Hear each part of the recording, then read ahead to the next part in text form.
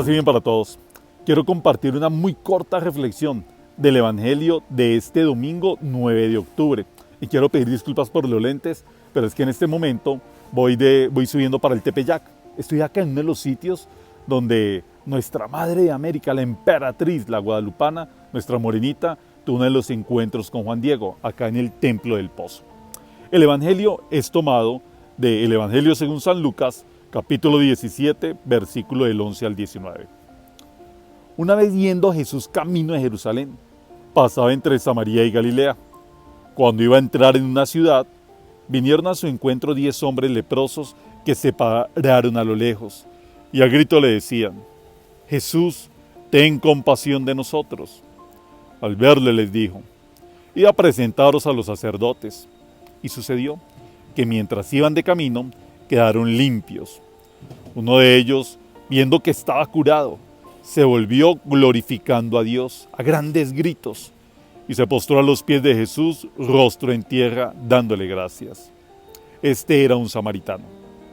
Jesús tomó la palabra y dijo: ¿no han quedado limpios los 10? ¿Los otros 9 dónde están? ¿No ha habido quien volviera a dar gloria a Dios más que este extranjero? Y le dijo: levántate, vete, tu fe te ha salvado. Palabra del Señor, gloria a ti, Señor Jesús. 3 momentos para reflexionar en este Evangelio. Un primer momento, vamos a hablar de los leprosos, del encuentro con Jesús, y tercero, la conclusión del texto. Los leprosos. ¿Quiénes eran los leprosos en tiempos de Jesús? En tiempos del Señor, tengamos muy presente, para muchos hebreos, ellos veían a Dios como a modo muy humano, que Él premiaba a los buenos y castigaba a los malos. Y una forma de castigo era la pobreza o la enfermedad.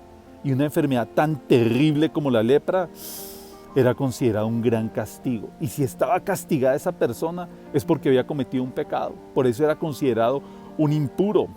Y la lepra era de las peores enfermedades, porque no solo es una enfermedad que se siente desde el interior, sino que se exterioriza. En hebreo, lepra se dice sarat, que es la misma raíz de sarek, que significa golpe, porque en el Levítico 13 nos dice que tenían que hacer los leprosos. Cuando alguien tenía lepra, tenía que ir gritando, la palabra era tamín, tamín, tamín, y así comenzaba gritando. Tamín, tamín significa impuro, impuro. Se tenía que vestir de harapos y ellos tenían que vivir a las afueras de las ciudades. Nadie se les podía acercar. Entonces era muy difícil tener que padecer lepra en tiempos del Maestro. Y se permitía que cuando ellos se estaban acercando demasiado a una persona o una casa, podían golpearlos, podían tomar piedras para golpear a los leprosos. Una tragedia terrible, eso está en el Levítico 3, lo que les acabo de comentar. También en el Talmud, que es sagrado para los judíos, se asocia la lepra con la muerte, que hay 4 realidades que son como si fuera la muerte. Una es la lepra, otra es ser cieguito, otra es ser estéril o ser pobre. Son los peores 4 castigos que puede padecer una persona cuando ha cometido un pecado y Dios lo castiga. Recordemos, tengamos muy presente que eso lo superó nuestro Señor Jesucristo. Dios no castiga. Dios es infinitamente misericordioso y nosotros no podemos comprender alguna situación, bien sea de enfermedad, de pobreza, cualquier circunstancia de vida, como un castigo divino. Eso no es así. Cristo superó eso, lo hemos hablado en los textos pasados. Los leprosos entonces eran rechazados por los hombres porque se consideraba que también estaban rechazados por Dios. Y es que además la lepra y el pecado se asocian demasiado, son muy parecidos. ¿Qué le sucede a un leproso? Un leproso pierde la sensibilidad. Un leproso no sabe cuando lo están acariciando o cuando tiene una herida. Así sucede con el pecado. Isaías capítulo 5 habla de cómo los malvados han confundido la luz con las tinieblas y lo dulce con lo agrio, y viceversa. Eso también le pasa a un leproso frente a las cosas, frente a las caricias o a las cosas dolorosas, frente a las heridas. El pecado hace eso en nuestra vida. Nos contamina tanto que hace que perdamos la sensibilidad y creamos que esa situación de pecado incluso es buena. ¿Cuántos corruptos? Es que es tan triste decirlo. En estos días lo vimos en Colombia. Situaciones de racismo. Y lo peor, gente que va a misa, gente que se cree muy cristiana. O sea, no puede ser cristiano alguien que se crea mejor que los demás. Que todavía el racismo, la xenofobia con los extranjeros, todas las fobias, la homofobia, que pensar, pretender que porque una persona es de un color diferente, nació en otra patria, piensa o sienta diferente a mí, entonces yo puedo ser más que esa persona. Eso no es cristiano. Bueno, entonces en el texto, segunda parte, se acercaron los 10 leprosos a una distancia considerable, porque no podían, pero tanto que hacían que el Señor los escuchara. Un detalle interesantísimo. En el Evangelio de Lucas, estos leprosos llaman a Cristo por su nombre, le dicen Jesús.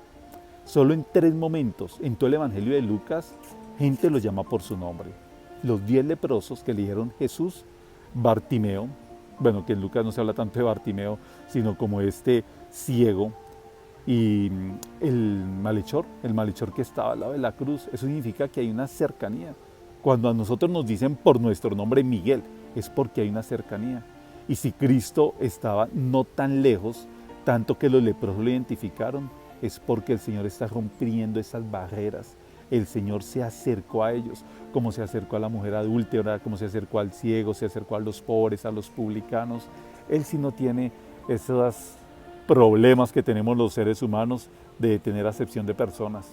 Todo lo contrario. Cuando alguien es marginado, excluido, rechazado, ahí es donde llega nuestro Señor Jesucristo. Y algunos, entre comillas, disque cristianos, rechazando y excluyendo a los demás. Sigue diciendo del texto que eran 10. 10, en la Biblia todos los números tienen un significado. ¿Qué significa el 10? El 10 es el número de totalidad. Ahí están los 10. Y algo también interesantísimo es que ahí están hebreos y samaritanos, que son pueblos enemigos, son pueblos que no se quieren. Y ahí va entonces, tenemos referencia de uno, que ahí está un samaritano. Porque es que cuando nosotros apartamos a la gente de la sociedad, ellos mismos son dinámicas sociales. Lo que también reflexionamos hace algunos domingos con el publicano. Ellos entonces se reúnen entre sí, sintiéndose obviamente totalmente rechazados. Y es que sucede algo en la vida. En la desgracia se unen las diferencias. En la desgracia y en la tragedia, todas esas divisiones que antes existían se van superando. Hermanos, no esperemos que llegue la tragedia o la desgracia para poder perdonar o para podernos unir a esas personas con las que tenemos diferencias. Unámonos de una vez y no esperemos que llegue ese mal momento. El texto nos dice que entonces 10, sabemos el número de totalidad, que lo llaman por su nombre, pero hay algo. Ellos no pidieron la curación, ellos no pidieron que lo sanara, porque la lepra era considerado, sanar un leproso era como resucitar a un muerto, es una enfermedad que no tiene cura. Entonces ellos simplemente dicen lo que están pidiendo los enfermos, lo que pide tanta gente es que nos acerquemos, que tengamos compasión. Dicen, Jesús, ten compasión de nosotros. Y Jesús lo que va a hacer es bellísimo.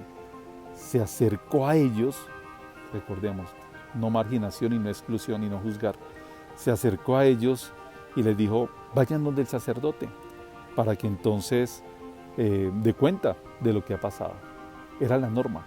O sea, solo un sacerdote podía testificar, podía decretar, entre comillas decretar, que alguien había quedado sano para entonces superarlo de su situación de impureza.